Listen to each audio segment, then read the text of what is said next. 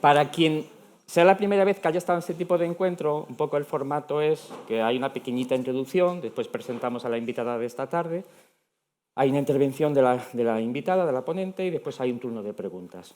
Esa es la propuesta para esta conversa, ¿vale? Mientras esperamos que lleguen, que creo que había gente escrita que todavía no ha llegado.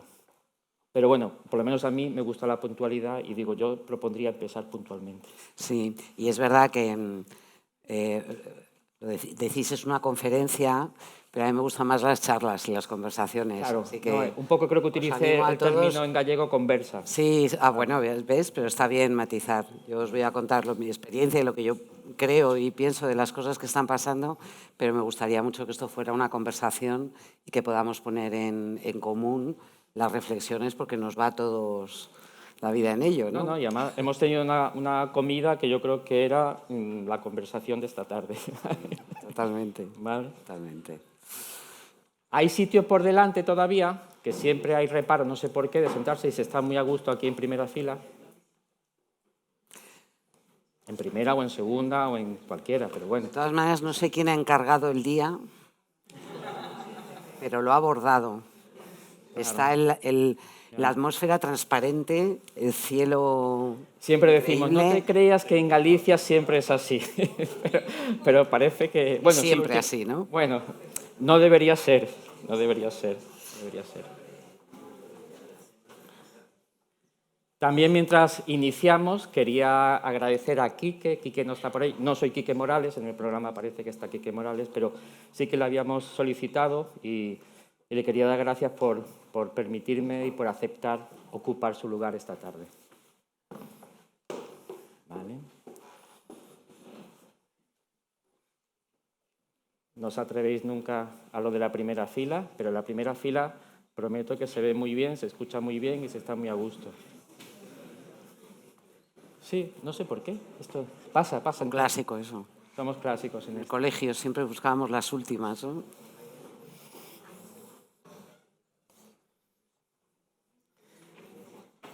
Pues el día exactamente está elegido, está preparado. Así que ver Galicia así con esta luz y con sol. Lo que pasa es que el crucero que se acaba de ir, ahí sería otro debate. Yo sabía hoy cuando he llegado y me habéis dicho que el lunes... Creo que había 4 o 5. Había 4 o 5. 5. Hay sitio por delante. ¿Y hay sitio para 15.000? Por aquí hay sitio por delante. ¿Cómo absorbe la ciudad? Gracias.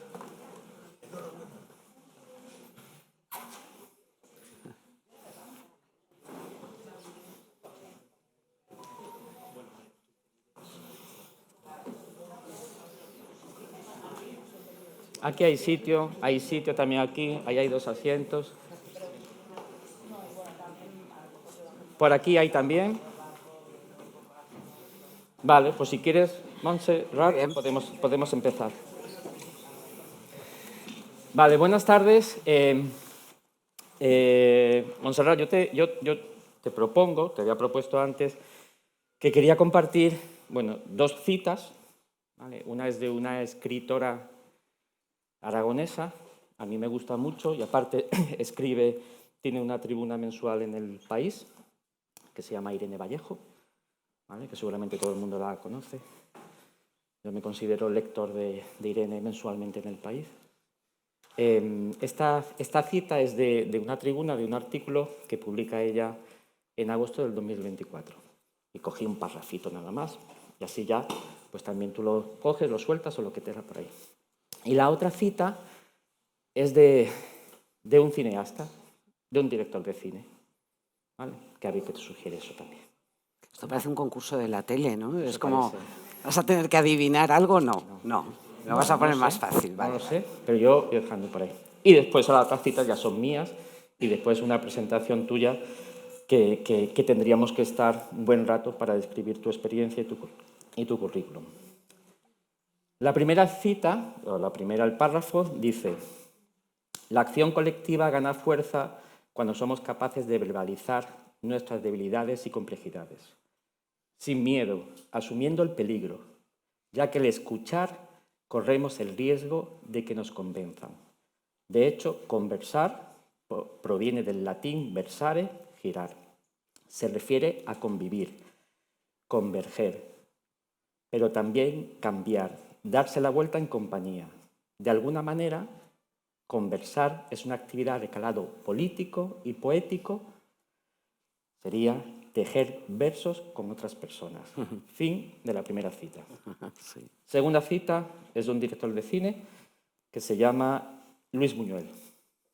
¿Vale? Y la cita es: yo adoro la soledad a cambio de que un amigo venga a hablarme de ella. Fin de la segunda cita. Conversar de verdad es más que intercambiar palabras. Es un gesto de generosidad. Es regalar tiempos, atención, silencios. Es atreverse a abrir una puerta sin saber con certeza qué hay del otro lado. En tiempos donde abundan los discursos, pero escasea el diálogo, donde hablamos mucho, pero escuchamos poco, la conversación emerge como un acto casi sagrado. Una pausa humana en medio del vértigo. Un puente invisible que nos recuerda que no estamos solos.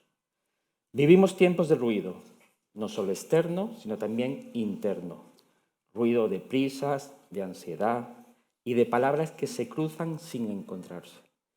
Y sin embargo, la conversación, cuando es auténtica, sigue siendo uno de los actos más revolucionarios que tenemos. Hoy nos encontramos aquí para recordarnos que en medio del ruido, elegir conversar es una forma de sanar, de construir, de resistir. Para ello contamos con la presencia de Montserrat Domínguez, una destacada periodista con una amplia trayectoria en el mundo de la comunicación.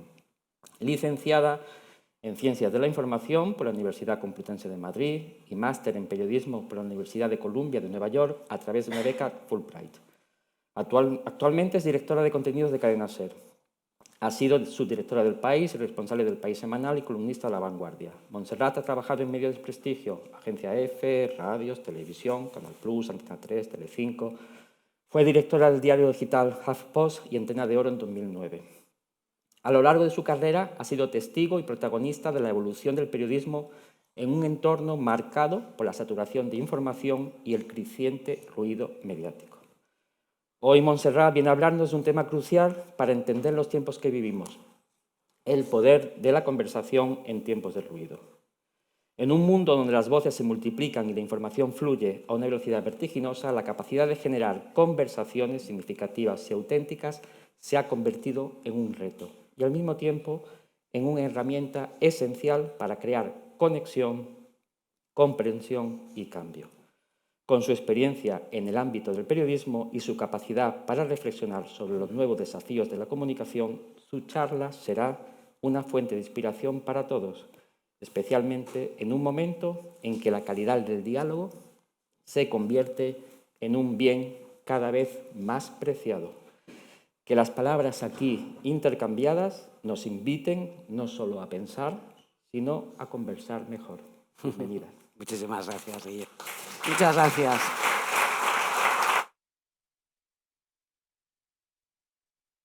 Bueno, pues venga, vamos a hacer la revolución, porque esto es revolucionario, ¿no? Sentarnos a escucharnos, a hablar una tarde, un día tan bello como el de hoy. Muchísimas gracias por tu presentación, Guillermo, por tus palabras.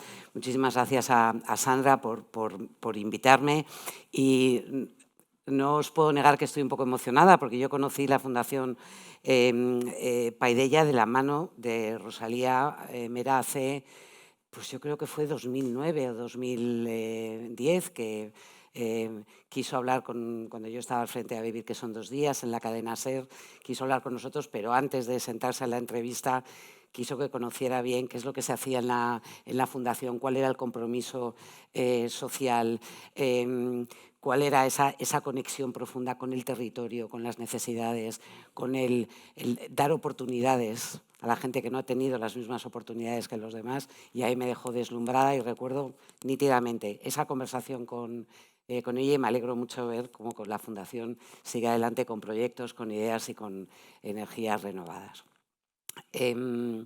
Bueno, soy una mujer, la verdad es que bastante privilegiada. Ahora cuando recordabas, todo, mayor, por supuesto, porque ya ves, todo este currículum solo es cuando tienes muchos años, pero sobre todo porque he tenido la oportunidad de de ejercer una profesión bellísima, que es la del periodismo, y yo soy básicamente una periodista, independientemente de las labores que me haya tocado hacer, y es verdad que he tenido la oportunidad de hacerlo desde ámbitos muy distintos, que es la agencia de noticias, que es, digamos, la base del periodismo, pero luego en la televisión, en la radio, en el periódico. Mira, Irene Vallejo la fichamos en El País, para El País semanal, durante el tiempo que estuve yo dirigiendo esa revista, y es una de esas joyas.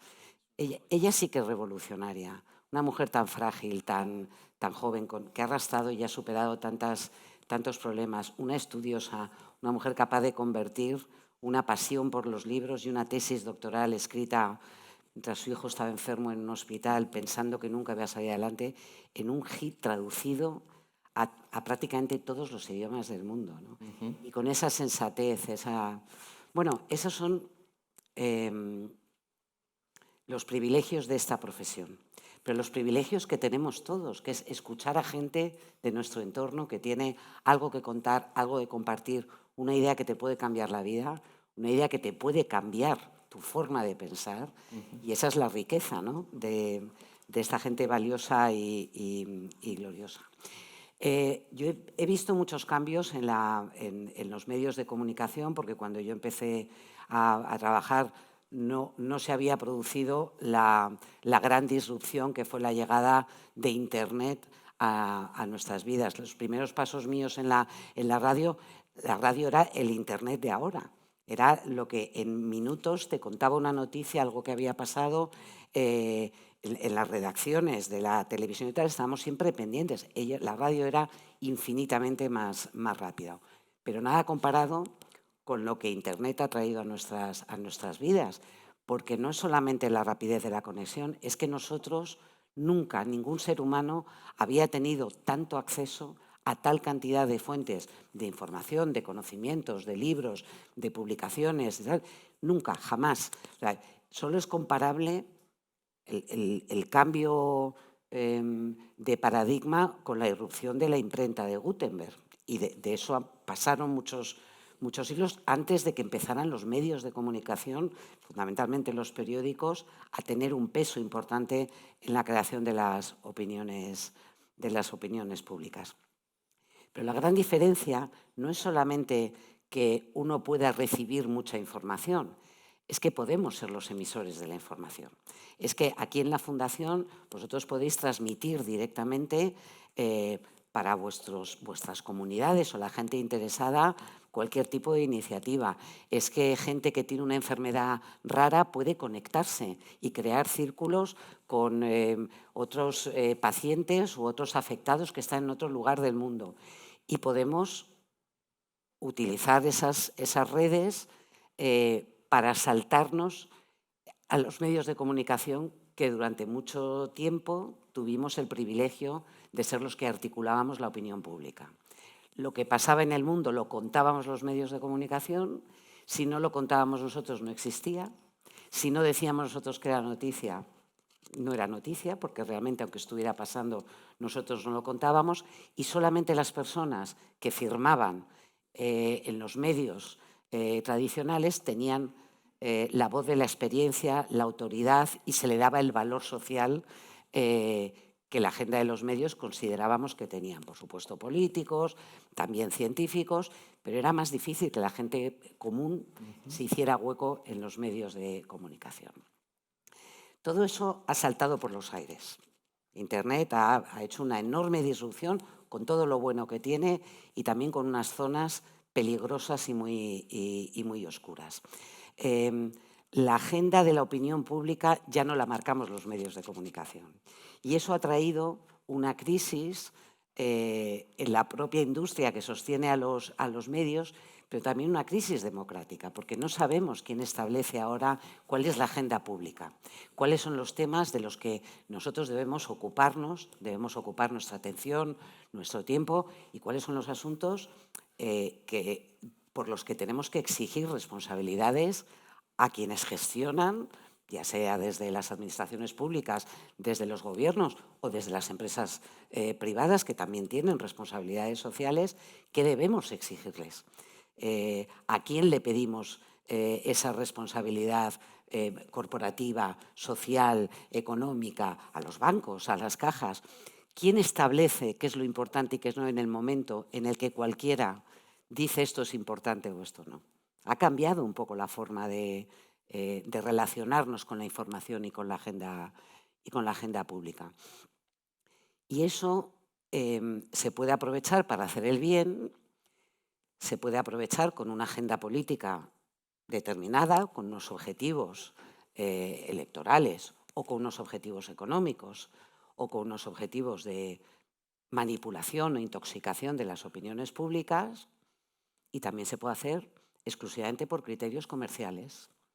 Ahora mismo hay muchísimas empresas que hacen una cantidad importante de dinero atrapando nuestra atención, haciendo que pinchemos en noticias, pseudonoticias, titulares llamativos, cosas que pueden ser verdad o que no, algunos creados con inteligencia artificial, supuestamente interesantes, pero que luego te dan basura a cambio de ese tiempo que les hemos prestado, y a cambio obtienen nuestro tiempo, nuestros datos, información relevante, que otros son capaces de monetizar. Y envueltos en esta especie de circuito en el que creemos, además, damos confianza a nuestras redes comunitarias, o sea, ¿cómo no vas a hacer caso de una noticia o de una supuesta noticia que comparte contigo tu hermano, tu madre, un colega? Te dicen, mira lo que he visto, escucha esto. Esto no lo verás en los medios, esto no te lo van a contar, esto lo están ocultando. Y alguien que tiene toda tu credibilidad te pasa una noticia, un titular, a lo que tú prestas atención. ¿Por qué? Porque te fías de esa persona. Y porque al fin y al cabo, este no deja de ser un negocio de confianza. ¿En quién confías? ¿Quién te va a mentir voluntariamente de la gente que está en tus círculos? Y poco a poco se han ido extendiendo unas redes que superan nuestros círculos de confianza reales, que podemos chequear y contrastar, y en las que aparece todo ese tipo de información defectuosa, claramente manipuladora en otras ocasiones, que nos confunde y que hace que perdamos el contacto con la realidad. Y que además nos rebotan permanentemente, gracias al poder del algoritmo y lo bien que nos conoce, informaciones que cree que nosotros deseamos escuchar. Nada que cuestione nuestro punto de vista, nada que critique nuestros convencimientos. Es decir, si tú eras pro Papa Francisco, seguramente estés recibiendo en tu móvil un montón de información sobre los cambios que ha hecho en la Iglesia Católica, lo estupendo sacerdote que era, cómo ha cambiado las cosas y tal. Si le odias, como ocurre con parte de la propia Iglesia, estarás recibiendo todo el día información, opinión, diciéndote que ha llevado la Iglesia Católica a sus peores cotas, que a ver si por fin se toman las cosas en serio, y que este Papa ha sido un absoluto desastre para los católicos. El problema no está en que haya dos visiones diferentes o incluso mestizas. El problema es que solo vemos un lado y nos creemos que realmente solo existe eso. Y luego nos llevamos sorpresas en las elecciones o nos llevamos sorpresas cuando ocurren cosas que dices, pero ¿cómo es posible? Mira, Guillermo, te voy a contar una cosa, porque a todos os ha sorprendido encontrar en el móvil o en Facebook o y tal alguna información que no sabías, que no sabes por qué ha llegado a tu buzón, que no deja de ser algo que nosotros consideramos íntimo. Es como tú les has abierto las puertas de tu casa y les has dejado entrar.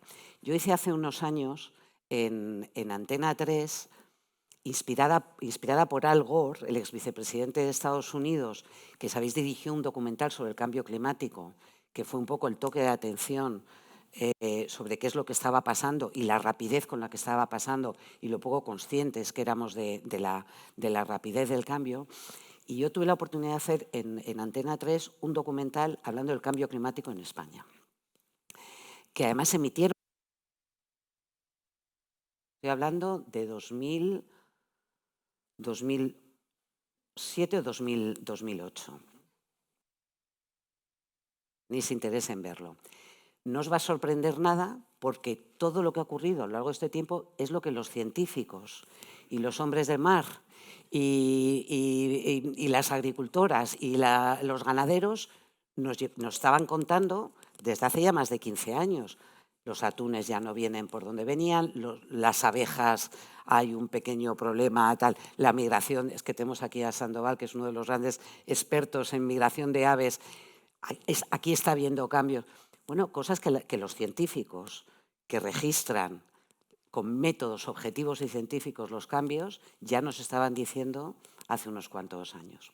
Bueno, ese documental se emitió, en aquella época no se subía todo a YouTube y unos años después le pedí a un compañero de Antena 3, ¿por qué no lo colgáis en YouTube?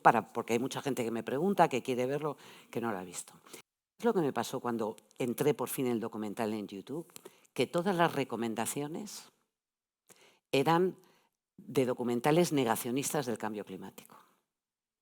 Entonces, esa aparente contradicción, si tú has visto un documental sobre el cambio climático, ¿será que te interesa? Bueno, todo lo que aparecía en las recomendaciones de YouTube eran documentales también con pseudocientíficos que te decían que el cambio climático no existía y que era parte de la agencia WOC y que es, bueno, en fin, toda esta... claro, yo sabía con quién había hablado. Yo sé la calidad científica de las personas con las que hablé. Puede haber interpretaciones, puedas estar de acuerdo en la gravedad, en la rapidez y tal, pero el consenso científico es el que es. Y sin embargo, tú tienes aparentemente en el mismo nivel los que dicen que esto es blanco y los que dicen que esto es negro. Los que dicen que la Tierra es plana y los que dicen que el cáncer se cura con zumo de limón. Y tú, en tu página de YouTube, está todo al mismo nivel. ¿Cuál es la diferencia? Que en los medios de comunicación hay una jerarquía.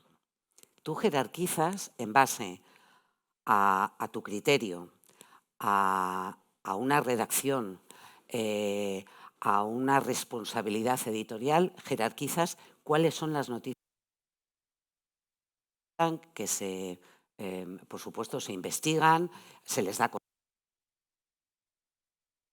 información, se busca el rigor de los datos y tú no ofreces cualquier cosa que ha pasado en las redes como si fuera una cosa veraz, porque lleva un trabajo y ese es el trabajo de las redacciones en los medios de comunicación. Garantizar que el producto que yo os estoy ofreciendo a vosotros, lectores, oyentes o espectadores de televisión, tiene un mínimo de calidad. La opinión editorial es una cosa, pero los hechos no son maleables. No nos podemos inventar realidades que no estamos trucando y jugando con expectativas y con decisiones que son muy importantes como ciudadanos. Hago un contrato nuevo en mi pequeña empresa porque la economía va a ir bien o va a ir mal. Tengo vinos que exportaba a Estados Unidos, ¿qué hago ahora? ¿Los exporto? Mis hijos que vayan a una universidad privada o no. Pongo mis ahorros en un fondo de inversión del colchón. Es decir, la información es importante porque es valiosa para nuestras vidas, porque nosotros tomamos decisiones que son importantes en nuestra vida de manera particular y de manera colectiva. Y por eso necesitamos una información valiosa, rigurosa, con objetividad. Y ese es el gran valor de los medios de comunicación. Es nuestra principal función. Pero es que además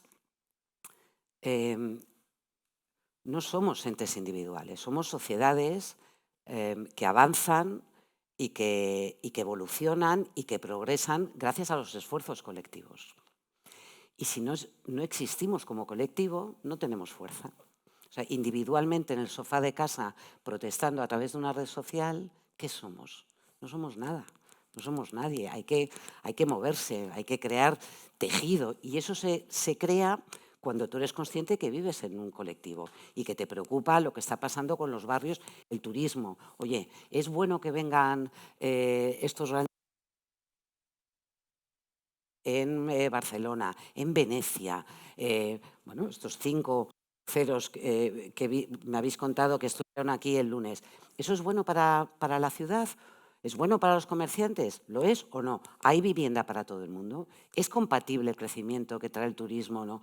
Esos son debates colectivos, no son individuales. Tienes que escuchar al ayuntamiento, tienes que escuchar las preocupaciones medioambientales sobre cuál es el deterioro que un turismo más. Entender lo que está pasando en otros lugares de nuestro entorno para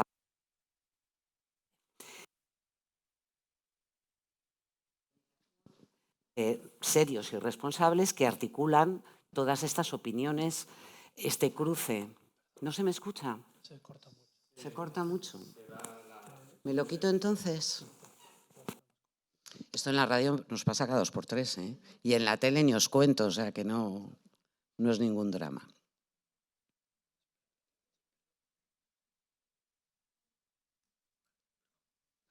Gracias.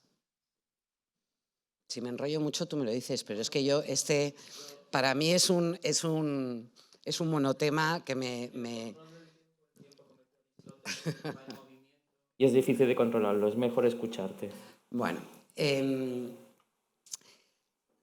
lo que trato de transmitiros, bueno, aparte de como veis, mi entusiasmo y mi confianza en los medios, y puedo ser muy crítica también con el papel que desarrollamos los periodistas y los medios de comunicación, pero eso os dejaré que vosotros me planteéis las críticas y lo discutimos, es que tienen un papel fundamental en la vertebración de las democracias. Si no hay una opinión pública crítica y bien formada, estamos expuestos a que nos arrase cualquier hora autoritaria y totalitaria. Lo estamos viendo, desgraciadamente, pero de una manera notoria, cómo está cambiando nuestro paradigma en las formas, las instituciones, esa conversación que hace que las sociedades fluyan y crezcan, cómo se está dinamitando en esta especie de rodeo de quién es más salvaje, quién pega la patada más grande, quién hace el insulto más doloroso hacia los contrarios. Pero es que no funciona así. Es que las sociedades que prosperan son las que son capaces de tomar decisiones, ya no hablo solamente en unas elecciones generales, es en el día a día, cuando te manifiestas contra un proyecto, cuando unes voluntades para cambiar algo que no te gusta de tu ciudad, cuando ensalzas a un escritor o vas a conocer a un creador cultural o a un colectivo de activistas jóvenes que están haciendo cosas importantes. La democracia es un trabajo diario, cotidiano, no es una vez un voto cada... Y como tal hay que ejercerla, y para ejercerla tienes que ser un ciudadano atento a lo que ocurre en el mundo, atento a lo que pasa, atento a lo que está... Y no creer que esta aparente información que nos llega a través de redes, aunque las redes son muy buenas, insisto, para otras cosas, o sea, tener el punto de crítica y de suspicacia suficiente, es decir, la mente alerta para no creernos todo lo que nos cuentan y para saber cuándo hay un trabajo detrás y por lo menos ser capaz de cuestionarlo. Y ahí yo todavía no he descubierto ningún lugar que garantice mejor ese debate y esa forma de la democracia, que son las redacciones. Las redacciones que obviamente trabajan en empresas que están obligadas a ser sostenibles, en algunos casos son públicas, que tienen una responsabilidad en la que no hay anonimato. Yo, si en la SER digo algo, o alguno de nuestros comunicadores, algo que es mentira o que es un delito, están los tribunales. ¿Quién se hace responsable de esos bulos que circulan por las redes sin que nadie lo controle? O sea, ¿cómo es posible que algo tan brillante como fue Twitter, esa plaza del pueblo global en la que pueden y tal, haya acabado en manos de un tipo como Elon Musk? ¿Cuál es la agenda de Elon Musk? ¿Cómo podemos creernos lo que nos está contando? ¿Cómo podemos entender que lo que nuestros chicos, nuestros chavales, nosotros por supuesto, pero los más jóvenes, ven en Instagram, ven en TikTok, sus aspiraciones, con lo que ellos sueñan, sus modelos de vida, no tengan el más mínimo control ni la más mínima fiabilidad respecto a si es verdad o es mentira. Todo se convierte en un enorme filtro que alguien es capaz de desdibujar con una agenda detrás que nosotros no conocemos, que puede ser comercial o política o económica o de cualquier tipo. Tenemos que estar vigilantes y tenemos que poner todo nuestro empeño en plantear críticamente en qué mundo estamos y en ser capaces de exigir esa información valiosa y en no dejarnos llevar por esta comodidad, ¿no? Bueno, llega lo que llega, o algo peor todavía, Guillermo, que es no quiero saber nada, los llamados ninis informativos, el mundo es horrible, el espectáculo político que nos están dando cada vez que conecto en las sesiones de control al Congreso, los insultos entre los políticos, no merece la pena, no me interesa, no quiero volver a escuchar nada más de Putin, no quiero saber más lo que está pasando en Gaza, no quiero ver el horror de Trump cada mañana, prefiero no estar informado. Eso es también una actitud política, porque busca desconectarnos de la realidad y decirnos, todos son iguales, todos son unos mentirosos, no te creas a nadie. Es desactivar nuestro espíritu de ciudadanos críticos y activos. Eso lo vemos en los medios de comunicación con mucha preocupación. La mayoría de la gente que prefiere entretenerse, no quiere informativos, yo ya no quiero ver información, yo ya no quiero escuchar la radio, yo ya no quiero saberlo. Por supuesto no quiero leer un periódico, porque claro, leer cuesta trabajo. Requiere atención, requiere un poco de concentración, como venir una tarde como hoy a este espacio a dedicarle un rato a pensar. Os he dicho que me gustaría que esto fuera una conversación. Dejadme solamente que haga una mención muy especial a la radio, que es a la cadena SER, que es donde trabajo desde hace ya algunos años. Y sobre todo un dato que a mí me parece muy esperanzador y quería compartirlo con vosotros. El Estudio General de Medios, que es el que mide el número de oyentes,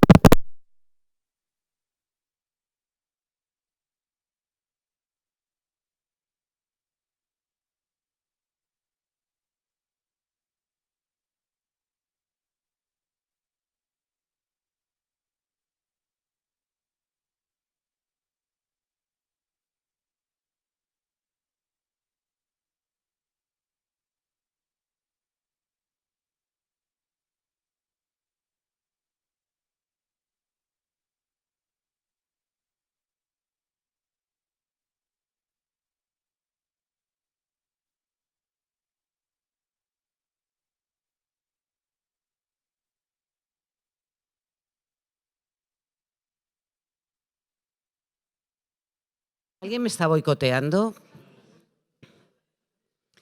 Bueno, lo que quería compartir con vosotros, porque es una buena noticia y a veces cuando hablamos de todo esto tenemos tendencia un poco hacia el apocalipsis, pero lo cierto es que el Estudio General de Medios ha dado unos resultados de penetración de la radio que nos hemos quedado todos sorprendidos y emocionados.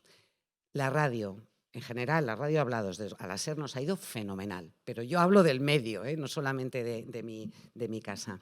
La gente sigue necesitando buena información, porque egoístamente tú necesitas buena información para tomar decisiones, pero es que además tú necesitas culturalmente estar vivo, conocer a la gente de tu entorno, saber qué es lo que opinan en otras ciudades, escuchar a los nuevos creadores, escuchar a los jóvenes activistas, los debates que tenemos ahora mismo, el medio ambiente, el debate de la inmigración, la vivienda, el envejecimiento de la población, que va a transformar de una manera radical cómo vivimos en Europa, los valores de Europa frente a Estados Unidos, ¿no? Frente a un Estados Unidos que de repente se ha convertido no voy a decir nuestro enemigo, pero ha dejado de ser nuestro aliado.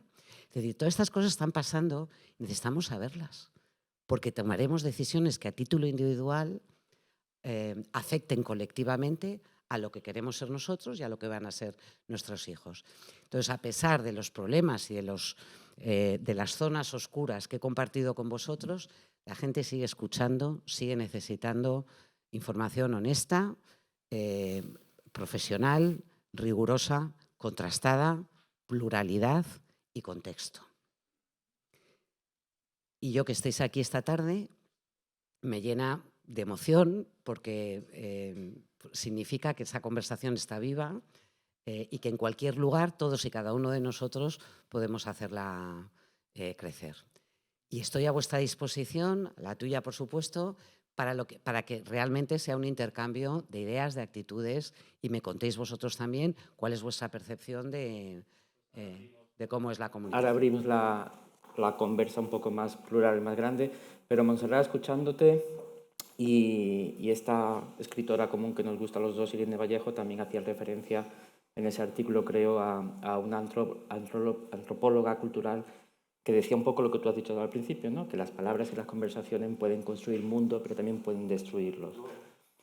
La calidad de las conversaciones se está viendo afectada por las nuevas tecnologías. No digo por la microfonía de Paideia, sino por las nuevas tecnologías. Yo creo que cambia. Cambian los lenguajes, pero todos somos seres humanos. Quiero decir, da igual que tú te comuniques con un emoji o con un vídeo. Obviamente las generaciones actuales son mucho más audiovisuales que nosotros, muchísimo más. Bueno, yo lo he visto en mis hijos y tal, mucho más que nuestros padres y que nuestros abuelos. Pero por eso dejan de tener las mismas inquietudes, los mismos sueños, el miedo a la soledad, el miedo a la incomprensión, los desagravios, es decir, las pasiones humanas, y eso Irene lo cuenta muy bien, Irene Vallejo, claro, son las mismas desde los griegos, antes de los griegos, y aunque cambie la forma, por eso es muy importante para nosotros periodistas no perder comba de cómo llegar a los más jóvenes. La radio, por ejemplo, en la radio no lo estamos haciendo mal. Desde luego en la SER hemos encontrado vías para que nuestros podcasts, programas de humor, programas que utilizan un lenguaje que a los que tenemos cierta edad nos chirría un poco, pero a los jóvenes sí que se sienten identificados. Entonces, tenemos que aprovechar los medios de comunicación, todo ese arsenal que hay de redes, de vídeos y tal, para llegar a un público más joven, porque cada generación va a tener su forma de comunicarse y no será la nuestra. Será diferente, será evolucionada y serán otros periodistas los que tengan que coger el testigo de esa mochila y dar cuenta de su tiempo y dar cuenta de las necesidades de la sociedad. A Iñaki Gabilondo, cuando le preguntan cómo será la radio en el futuro, y dice, dime cómo será la sociedad y la radio será así. Evolucionará de la mano si queremos realmente seguir siendo influyentes e importantes para la gente. Pues quiere Montserrat conversar, quiere conversar con todos vosotros y vosotras. Aquí ya hay una primera pregunta, te voy ayudando yo y vamos a ir, si pueden ser preguntas cortas, concisas, directas, porque creo que va a haber muchísima gente que quiere intervenir. Es su turno. Hola, muchas gracias. La pregunta es si después de los atentados en la estación de Atocha, ¿te parece que hubo, pues eso, un antes, un después, un punto de inflexión? Porque sí he visto algún documental en donde algunos periodistas hacían como una revisión de cómo había sido la información en aquel momento y sí que parecía que no estaban muy satisfechos, ¿no? Entonces, si nos puedes dar unas pinceladas sobre eso y si eso sirvió para algo. Gracias. No sé si me preguntas por los atentados, o sea, por lo que fue la cobertura de los atentados o después. Sí. O después todo lo que pasó. Inmediatamente después, sí. Mira, los atentados de Atocha y luego cuando se hicieron estallar en Leganés, bueno, todo. Yo recuerdo como una de las peores experiencias profesionales de mi vida. Yo tuve que salir del estudio y encerrarme a llorar en el baño, porque la brutalidad, bueno, ¿qué os voy a contar? O sea, no hace falta esto explicarlo, fue terrible. Yo creo que los medios hicimos un buen trabajo en narrar. Además, os recuerdo, claro, nosotros hemos contado el terrorismo de ETA, atentados por la mañana, por la tarde y por la noche, con muchos heridos y con muchos... Es decir, tenemos callo. Digo, me refiero a los periodistas y a la sociedad en saber cómo son los atentados, qué ocurre, toda la destrucción que hay alrededor. O sea, a nosotros no nos pillaba desentrenados, no con esa magnitud, pero sabíamos lo que era narrar el terror. Yo creo que en el minuto a minuto se contó razonablemente bien, con algunos errores. En la SER, por ejemplo, hubo una información en la que se cruzaban de las policías que parecía que había, y luego eso se rectificó y no se volvió a contar. Y hubo un clarísimo intento de manipulación por parte del gobierno para hacer creer que era ETA cuando ya se sabía que ETA no estaba detrás de esos atentados. Porque al principio era razonable, todos pensábamos que era ETA. En España era atentado ETA. Al cabo de las horas, esa hipótesis empezó a mostrar que no... Y hubo clarísimamente un intento de manipulación por parte del gobierno y luego por parte de medios de comunicación que, una vez establecido ya lo que había ocurrido, trataron de mantener viva esa hipótesis después del triunfo de Zapatero en las urnas y de la caída del gobierno. Trató de mantener esa hipótesis viva con informaciones que fueron un ejemplo también de fake news respecto a la dinamita y a los intereses que había cruzado. Entonces, creo que es importante recordar lo que contamos en ese momento y, sobre todo, quién hizo qué y qué dijo qué en cada momento para que no perdamos la memoria. Sí. Fue muy traumático.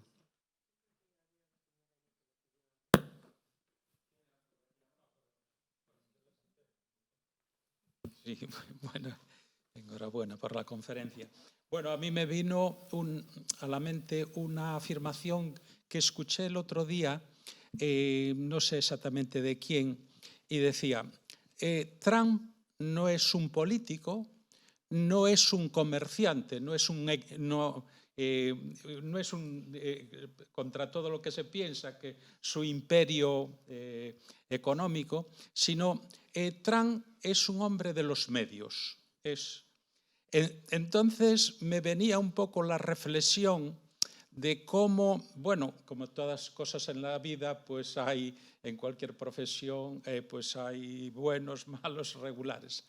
Si a base de estas experiencias, porque yo creo que seguramente los Estados Unidos y Occidente ha tenido una experiencia como la que está teniendo, de sacar un poco de conclusiones, es decir, aquellos medios que le han dado tanta cancha a este hombre y que se cree el dios del mundo, si no tendrán que empezar a sacar códigos éticos, a tener personas, observadores internos que sepan hacerle un seguimiento a una persona y decir, bueno, pues esta persona, bueno, puede decir aquí sus ideas y tal, pero no le vamos a dar carta blanca para todo, ¿no?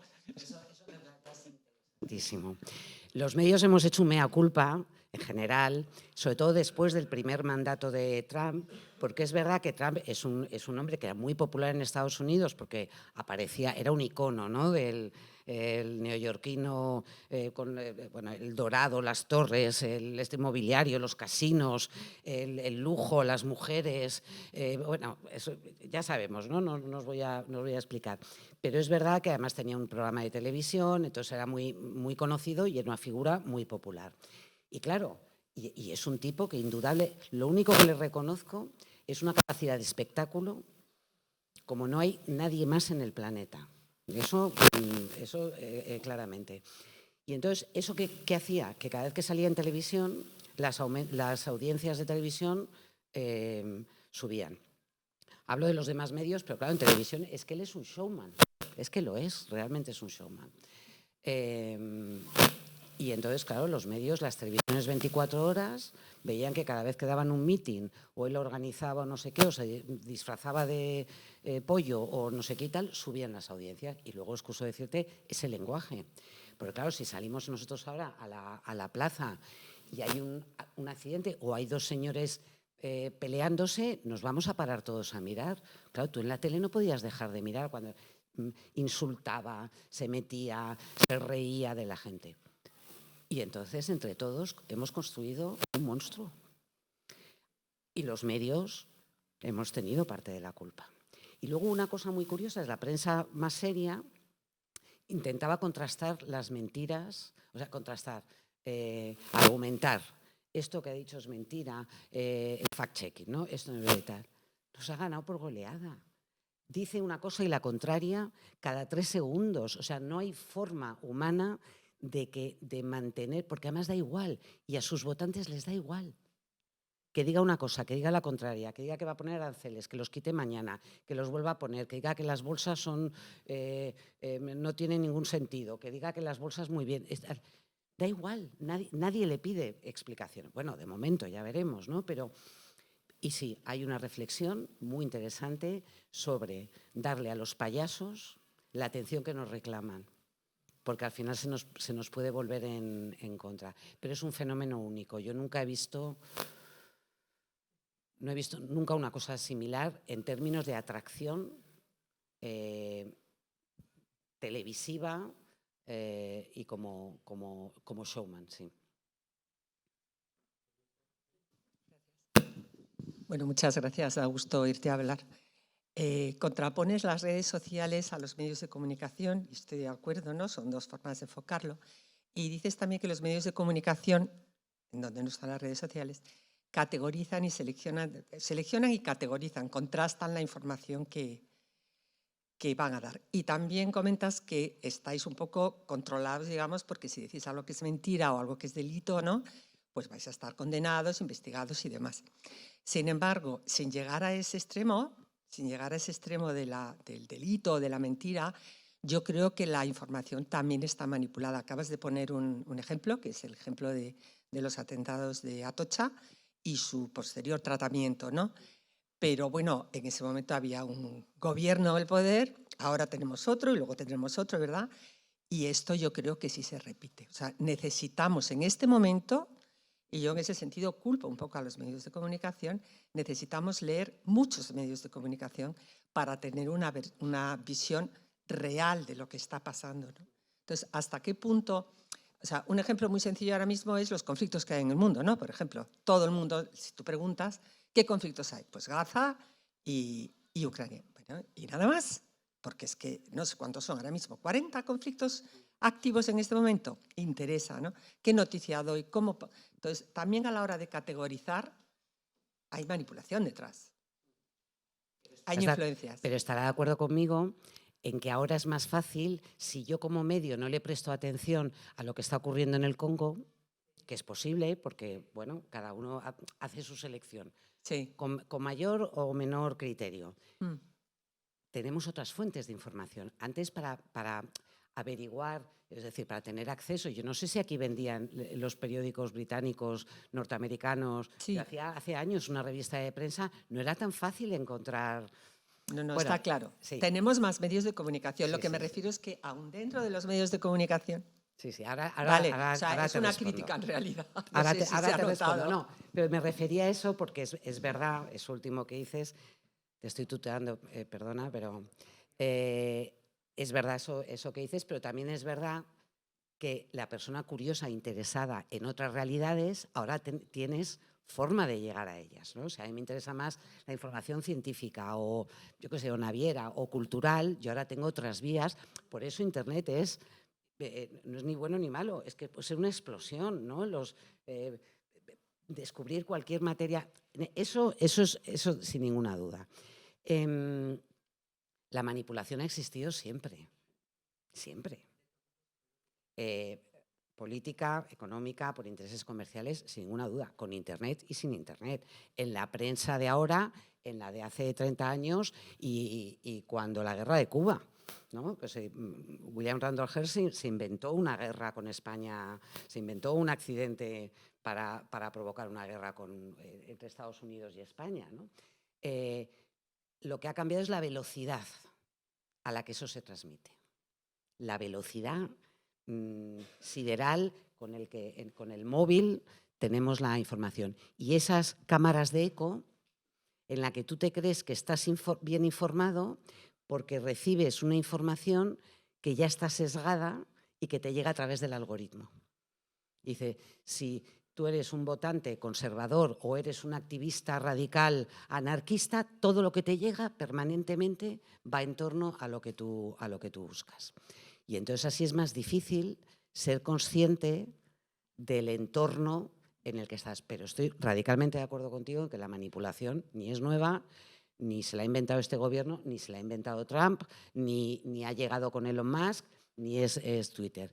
Pero la velocidad con la que se distribuye con las redes sociales es tremenda. Y nosotros usamos las redes sociales. Los medios estamos obligados a trabajar en TikTok. Es decir, allí donde esté un oyente, un lector, una persona, un ciudadano interesado, me da igual el medio que sea, nosotros tenemos que estar con mayor o menor criterio o acierto a la hora de escoger los temas. Pero hay quien es soberano, somos los ciudadanos, los lectores, que premias a un medio o a otro con tu confianza. Eso es lo importante. No sé si te he respondido. Gracias. Hola. Bueno, muchísimas gracias por la exposición, ha sido un lujo. Por todas las experiencias que nos cuentas. Yo intentándome ceñir al título, ¿no?, de la exposición de hoy, ¿cómo nos relacionamos hoy? Hemos vivido en todo el mundo dos experiencias tremendas, que han sido los atentados de las Torres Gemelas, del 11S, y la pandemia. Entonces, ¿cómo ha influido, cómo ves tú, como decía José María García, que sois los periodistas, los notarios de la realidad, que hacéis entrevistas todos los días, os tratáis con muchísima gente cotidianamente?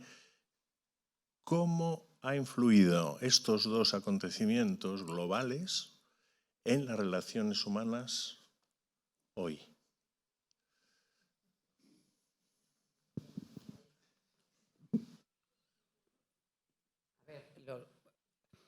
Los atentados, en el sentido de cambio en las relaciones humanas, más allá de la seguridad, en las guerras posteriores, en la manipulación de quién tenía la culpa, quién puso la bomba, quién no. ¿Os acordáis los bulos de entonces del 11S?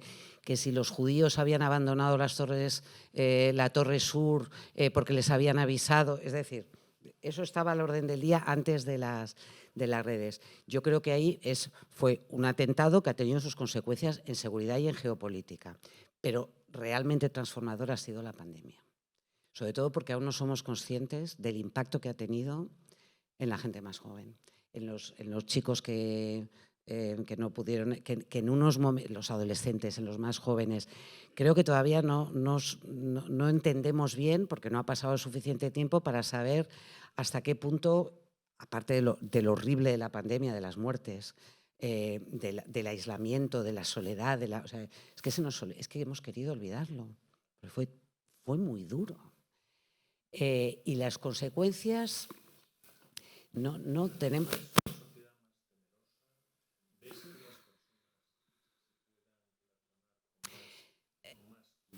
Más distancia, con más miedo entre ellas. Pues salimos todos a la calle con unas ganas de abrazarnos.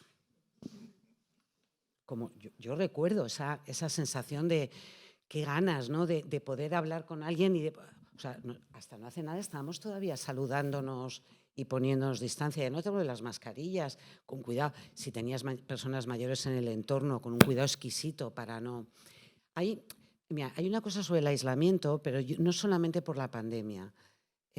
Por ejemplo, la inteligencia, el teletrabajo.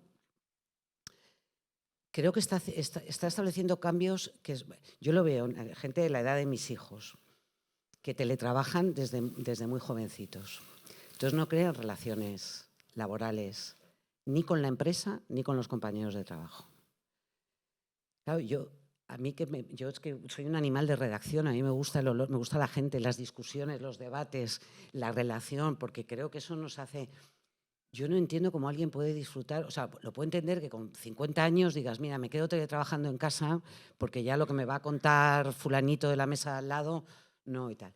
Pero un chaval de 24, una chavala de 26 años tiene que estar relacionándose profesionalmente e informalmente, porque así creamos también estos lazos de comunidad. Y tú entiendes cómo, y yo interpreto una mirada o un gesto o alguien que viene triste y tal, a través de Teams todo el día, a través de Zoom todo el día. De verdad, ¿no?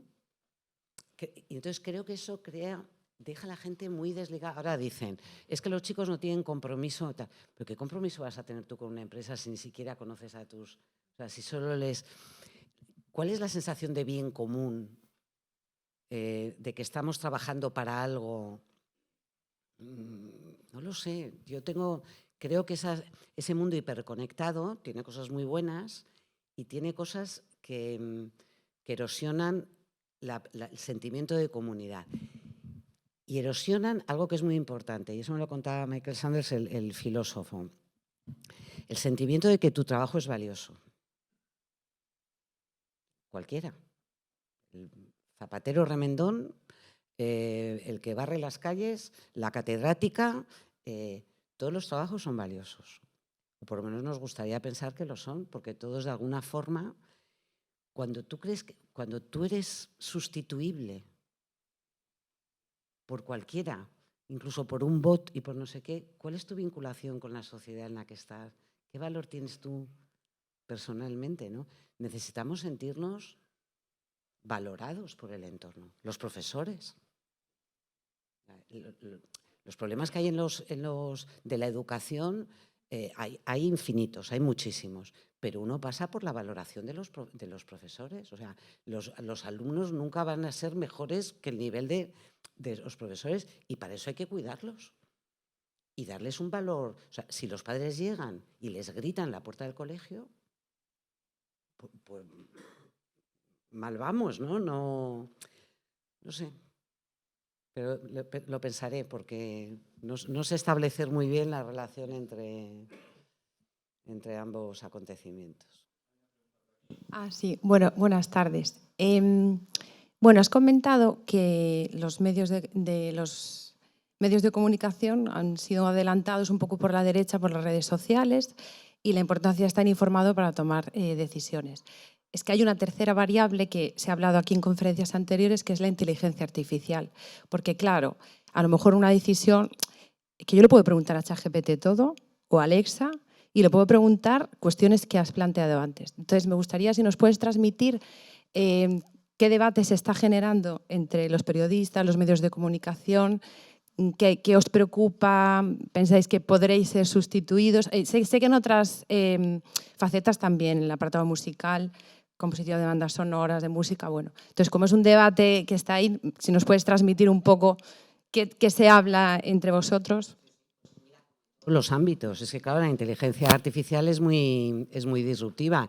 Yo creo que hay una parte que es el golpe de gracia que nos iba a pasar a los medios de comunicación, porque antes Facebook, Google te daban los enlaces a lo que publicábamos en la SER, en los periódicos y tal. Ahora ya te va a dar el resumen ChatGPT, con lo cual olvídate, o sea, ni siquiera vas a entrar en los medios. A ver, hay una parte que como... pues una tecnología avanzada, pues seguramente ayudará en procesos. Para nosotros, para la radio, es muy importante porque los contenidos de audio no se indexan bien. Entonces, por ejemplo, esta mañana, si Àngels Barceló ha tenido a dos especialistas, dos vaticanistas, a un escritor, ¿no? y tal, si entras en la web de la SER, nosotros hacemos un esfuerzo para que todos esos contenidos están. Pero si tú buscas, es muy difícil que Google lo indexe y que tú lo encuentres. Aunque sea tu escritor favorito. Ayer estuvo con Ricardo, ayer o hoy, ya no me acuerdo. Bueno, hoy ha estado con Ricardo Darín. No, ayer estuvo. Da igual, en teoría, si está con un escritor al que tú sigues o con un actor al que te gusta y tal, debería aparecer. No lo hace bien. Entonces, hay una parte de inteligencia artificial que nos va a ayudar a convertir todo el sonido en datos, y eso está bien. Y eso está bien como usuarios, porque nos va a permitir llegar a otro tipo de contenidos que no sabíamos que estaban allí. Pero, amiga, la IA generativa, ¿le podemos contar a la IA que nos diga quién va a ser el próximo papa? ¿Que nos dé las quinielas?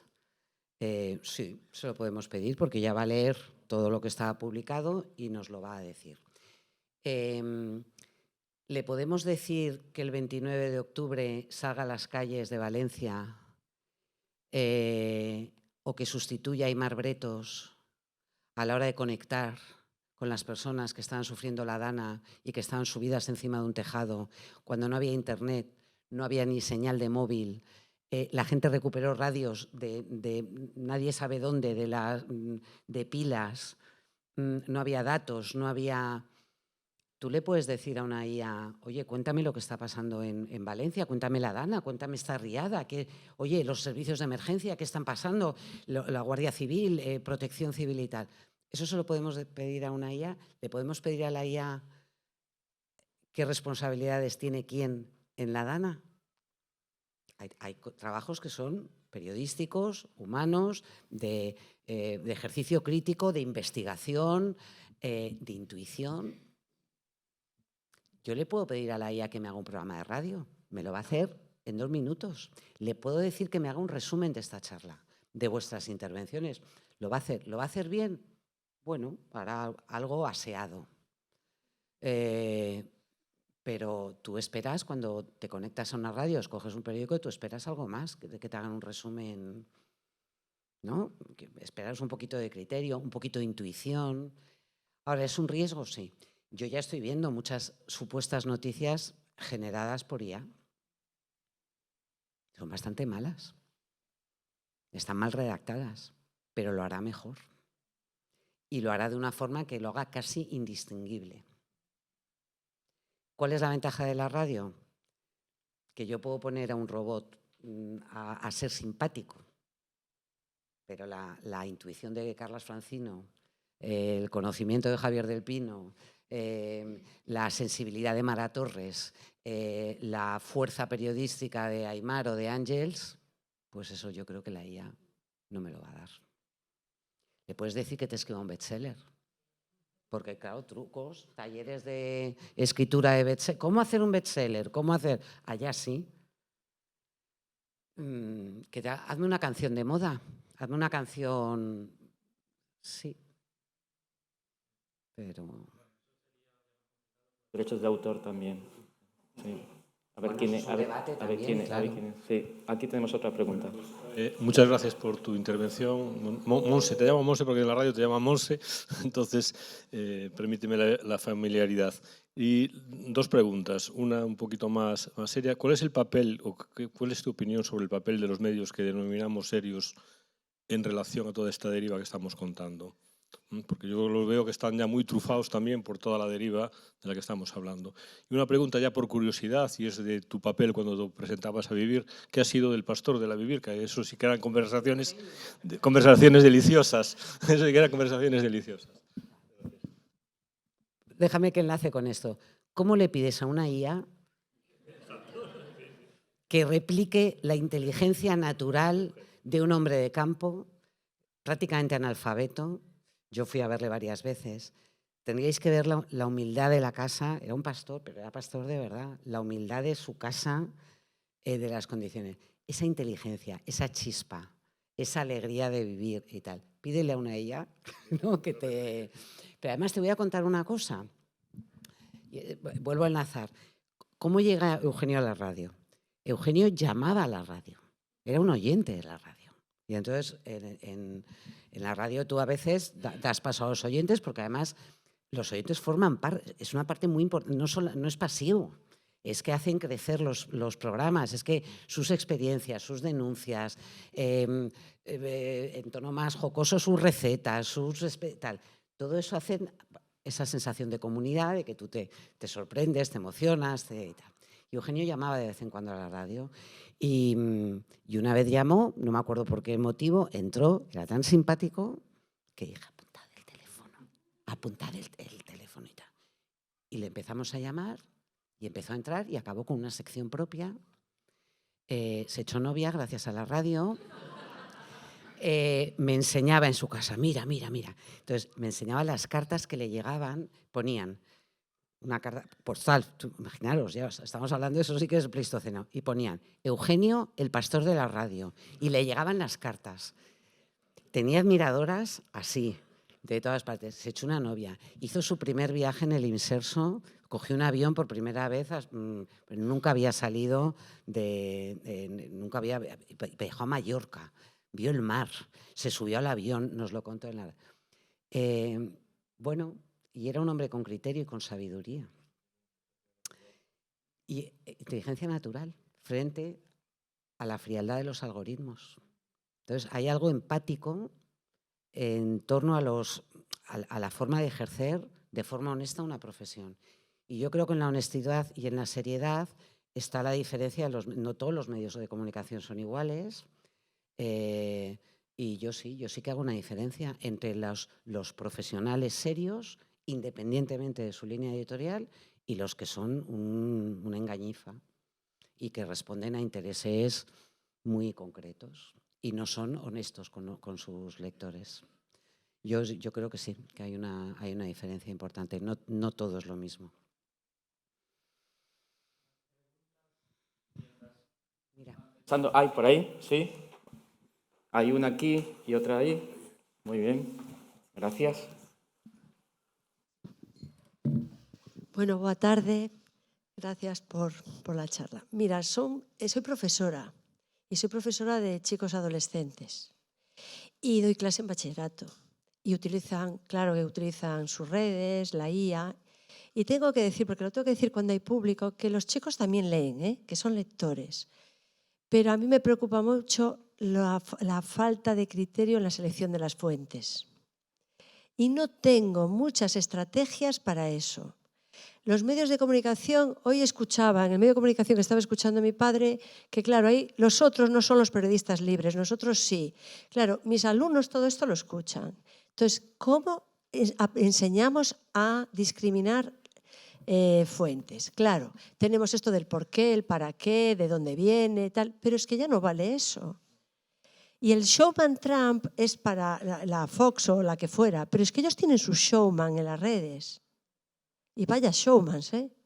Y el criterio con que tú puedas explicar algo es muy difícil desmontar todo eso, porque tiene unas articulaciones argumentativas, unas conclusiones a dónde van, que están esperando tu respuesta y saben lo que te van a contestar. No puedes entrar a eso. Entonces, yo estoy muy preocupada y estamos muy preocupados, ¿eh? ¿Cómo establecemos criterios de fuentes válidas? A ver, tú me hablas de los adolescentes. Yo creo que ese problema lo tenemos en general. Yo porque soy muy friki, claro, de mi profesión, pero a mí me cuesta diferenciar. O sea, digamos que yo tengo ese oficio, pero como ciudadanos cada vez tenemos menos herramientas para distinguir el polvo de la paja. Los jóvenes, desde luego. Pero no solamente los jóvenes, porque esto que os decía, la noticia que compartes, que te llega y te dice, mira lo que ha pasado y no sé qué y tal, te lo cuenta gente que es perfectamente funcional, respetable y tal. O sea, es decir, no estamos hablando de débiles intelectuales, no, gente valiosa, capaz y tal, que lee cosas y que además la confusión, porque tú ya no tienes el origen, a ti te llega ya todo a paladas. Entonces es muy complicado distinguir. Y lo que cuentas de los jóvenes, de los nuevos púlpitos, claro, los youtubers, que tienen una gama expresiva increíblemente buena, tenemos que hacer un cursillo y actualizarlo cada día. No tengo una respuesta. Ojalá tuviera una respuesta. Este es uno de los grandes problemas. ¿Cómo discriminamos qué es lo bueno y qué es lo menos bueno, qué es lo divertido y qué es lo gracioso? con qué nos entretenemos y con qué nos informamos. Yo creo que eso es la base. Lo que les llega por TikTok, los consejos de salud. Ya no te hablo de una rutina de belleza, que también. Los consejos de salud. Es que ellos buscan en TikTok, ya no buscan en Google. Y encuentran en TikTok todo. Sin saber, lo único que saben es cuántos seguidores tiene o esto lo ha visto todo el mundo y tal. Pero la fuente, pero oye, esta chavala coreana que te está contando, ¿quién es? Ah, no, da igual. Entonces, las fuentes de autoridad desaparecen. Y eso también forma parte de una estrategia, ¿eh? O sea, la estrategia de desprestigiar a los científicos, a los periodistas, a los expertos en X, eso no saben, esto cualquiera y tal. Eso también a veces forma parte de una estrategia. Todas las opiniones no valen nada, luego cualquiera vale. No. Y hola, muchas gracias por la charla y por la conversación, sobre todo. Y a mí me gustaría hacer hincapié en una cosa. Si no aprecias que puede haber diferencia entre lo que es la formación y la información. Es decir, yo echo de menos, echo de menos la formación. O sea, yo la información, cuanta más tenga, mejor. Ya la seleccionaré yo después con mi formación. Pero claro, yo lo que echo de menos es que no hay formación. Echo de menos también, o demás, esa rendición a la actualidad. Ese rendirme de... O sea, es que parece que un chaval de 25 años, y perdón por lo que estoy diciendo, porque estoy generalizando algo que es un error, pero ese chaval de 25 años, de verdad, es que no es mucho más listo que yo. O sea, en capacidad de listeza probablemente sí lo sea, pero no en vivencias. Y se ha abandonado esa experiencia de la vida que era la que aportaba las personas mayores y el conocimiento. Entonces, esa formación a través de esas personas que han vivido, pues lo que hemos quizá evolucionado es demasiado rápido. En pocos años ha habido muchísimos cambios y entonces eso nos ha llevado pues, a creer que la verdad absoluta es TikTok. O sea, es que no sé por qué tiene que ser la verdad. No sé, ellos lo verán seguramente, lo desconozco, pero a mí me entretiene ver TikTok muchísimo. Ahora, yo no saco conclusiones de TikTok. Entonces... Ahí volvemos. Es decir, ¿para qué lo usas? ¿Para enterarte de lo que está ocurriendo? No, para reírte, para no sé qué, o para... A mí me gusta, yo TikTok no, porque bastante adicta soy. O sea, mi móvil me dice que me paso todos los días 4 horas y media, ¿vale?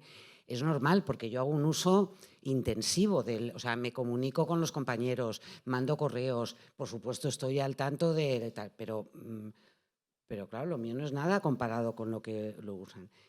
Si el problema no es usar TikTok o ver Reels o y tal, a mí me encanta ver gente bailando.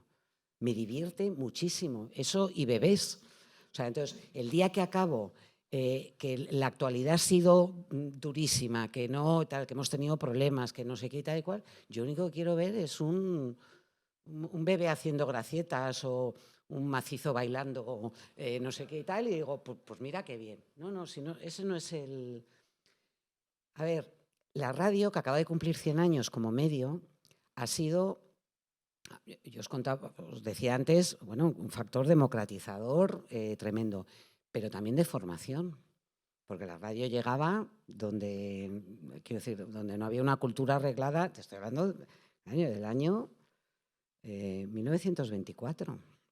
Entonces, yo creo que sigue teniendo esa función. Yo aprendo todos los días con la gente que entrevistamos, con expertos que llegan. Ahora cuando ocurren cosas, oye, ¿qué va a pasar con los aranceles? Oye, ¿qué va a pasar con Rusia? Oye, ¿qué tal? Yo escucho a gente cada día que me ¿sabes? Me impresiona.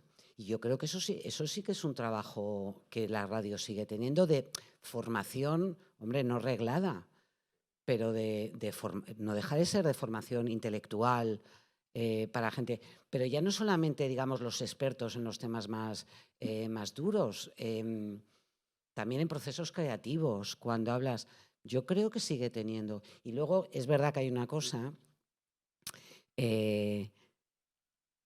la lectura es, o sea, no hay nada igual. O sea, la profundidad que te da poder leer algo. Es que yo en el avión, como he venido desconectada, he estado leyendo durante 1 hora, sin interrupciones, sin WhatsApps, sin llamadas de Mario diciéndome, oye, ¿qué tal? Que no sé qué, que mira. Es que te enteras de otra forma, con una profundidad y de repente estableces otras conexiones. Es que hay algo neuronal, eso os lo habrán contado aquí algunos expertos, ¿no? Que saben más. Las neuronas funcionan de forma distinta a la concentración cuando lees, cuando... Pero yo creo que sí, que los medios siguen teniendo una función de formación vital. Porque además, ¿cuándo se acaba la formación? Yo estoy aprendiendo en el HUF, cuando empecé a dirigir el Huffington Post, o sea, no sabéis todo lo que tuve que desaprender. Era una redacción mucho más joven, yo no era una periodista digital, este era un medio eminentemente digital y había que cambiar un montón de... O sea, la información, sí, el compromiso, el no sé qué y tal, pero cambiaba todo lo demás. Y yo desaprendí muchísimo y aprendí cosas nuevas y aprendí de los más jóvenes. Y eso me ha hecho mejor periodista, mejor profesional. Entonces, ahora estamos en un esfuerzo permanentemente que aprender cosas nuevas, porque no para adaptarte.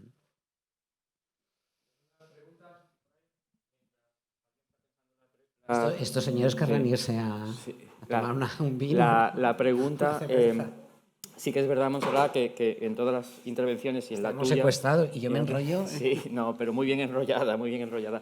El verbo escuchar, ¿no? Que, entonces, también desde...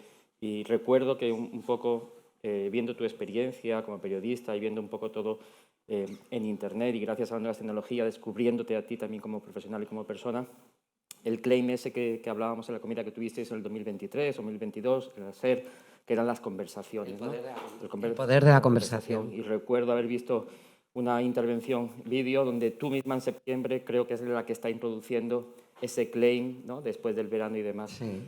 En esto del verbo de escuchar, entonces no sé si me queda claro cómo podemos recuperar esa escucha y no solamente esperar nuestro turno para hablar. Porque hay una brecha ahí, es decir, para mantener esas conversaciones, desde ese claim de ese año... Mira, esto no es como periodista, esto es como ciudadana, ¿vale? Pertenecemos a una cultura y una civilización que ha crecido, que ha hecho que nuestras vidas sean infinitamente mejores que las de nuestros antepasados y que estamos obligados a que las generaciones siguientes lo hagan también. Y eso se construye hablando, creando comunidad, escuchando. Si es que lo acabas de decir, es que la clave es escuchar, entender, tener voluntad de compartir, sentirnos parte de algo. Es que estamos en Europa, es que ahora somos conscientes, viendo lo que está pasando en el mundo, del valor de lo que tenemos y que tenemos que defenderlo. Porque hay grandes debates. Es que la defensa de Europa tiene muchas derivadas y de esto tenemos que hablar y tenemos que discutir y tenemos que debatir y es una conversación y una discusión y un debate, pero tenemos que escuchar y tenemos que opinar y tenemos que participar y tenemos que pedir que se nos escuche y tenemos que ser capaces de hablar y decir lo que pensamos. Pero esta es nuestra civilización, somos unos privilegiados, hemos nacido en un mundo, o sea, mirad dónde estamos. Tenemos la obligación para los que vienen después de defenderlo, de pelearlo, de discutirlo y de que nadie nos diga que no somos fuertes y que lo somos. Y cuanto más redes comunitarias y más nos escuchemos, más lo seremos, sobre todo de cara al futuro. Yo tengo esa esperanza, ¿no? No para extender más, pero sí que escuchando todas las personas que han intervenido... Parezco una telepredicadora, ¿no? Sí que también un poco a mí me evocaba, pues cuando se habla de conversaciones, a esos espacios, por lo menos en mi infancia, ¿no? Donde en el pueblo, en la plaza, en una estación de autobuses, en el trayecto del tren, esas conversaciones que se mantienen, que esas son las poderosas, o por lo menos yo entendía que las poderosas eran esas. ¿Eso desde la radio le sigue llegando eso? Mira, esto que has dicho, es que esto me lo dijo Sandel en la charla que tuvimos me dijo, hay una cosa muy importante y son los espacios públicos, abiertos o espacios como este en el que tú puedas hablar. ¿Qué es lo que está pasando con todos estos tecnobros y todas estas desigualdades y tal?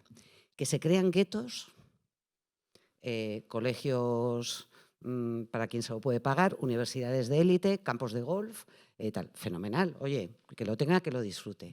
Pero no podemos renunciar a espacios públicos donde la gente entra en contacto con otras personas que generacionalmente son distintas, que socioeconómicamente son distintas. Las bibliotecas públicas, los teatros, los encuentros, las charlas y tal. No podemos renunciar a una parte pública, a lugares de encuentro, porque es lo que nos hace establecer estos lazos. Y entonces, si tú no tienes esos espacios donde tú te reconoces o saludas a una señora mayor o hablas con un chaval que viene con 40 tatuajes y el pelo y tal, y le miras y dices, pues no es un bicho raro, es decir, este reconocimiento del otro, de la diversidad, de los inmigrantes que están trabajando en el bar de al lado, que son médicos en tu centro de salud, es decir, que dices, pues si no es el Coco, así no viene a violar a mis hijas, si están aquí, mira qué simpática, mira qué majo, mira qué tal. O sea, todo esto, si no hay espacios públicos de intercambio y espacios donde nos estamos pegando un tiro en el pie. Así que eso que decías tú, en mi infancia, los sitios donde...